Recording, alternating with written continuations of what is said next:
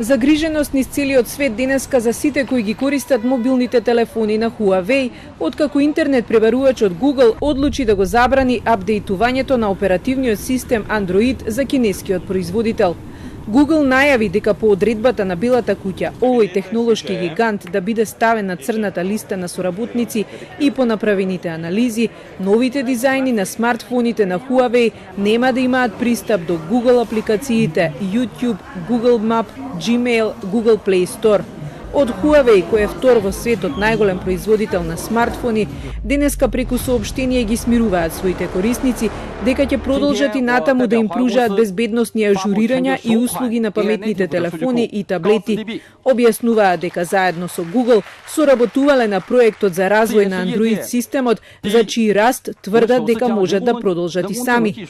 За корисниците на мобилните телефони на Huawei, ова значи дека пред да се обидат да апдейтуваат некоја Google апликација, ќе треба да поминат низ безбедносни филтри. Но кога Google ќе лансира следната верзија на Android при крајот на годинава, можно е да не биде достапна за уредите на Huawei. Америка со месеци ја обвинува кинеската компанија дека е параван за шпионажа, а минатата недела Доналд Трамп нареди американските компании да ја прекинат соработката со Huawei, освен ако немаат обезбедена дозвола. За извршниот директор, одредбата од Белата куќа не е многу загрижувачка. Нашите бизнеси во САД и не се толку големи. Благодарение на нашата глобална оперативност, секоја промена во една земја има мало влијание врз нашиот глобален бизнис. Се насочуваме кон иднината, од иновации до соработка во сите аспекти. Имаме и доверба во соработката со сите влади и партнери, да градиме мрежна архитектура која вистински ја гарантира сигурноста. Америка ја обвинува Huawei дека по налог на кинеската влада инсталира чипови во уредите и така врши масовни прислушкувања.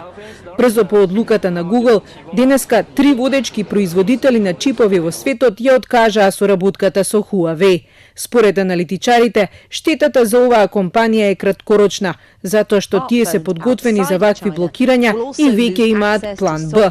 Овој потек од друга страна може да ја потикне и амбицијата кај Huawei да го надмине Samsung и да стане најпродаваниот бренд на паметни телефони во 2020 година. It's thought Huawei is already developing its own operating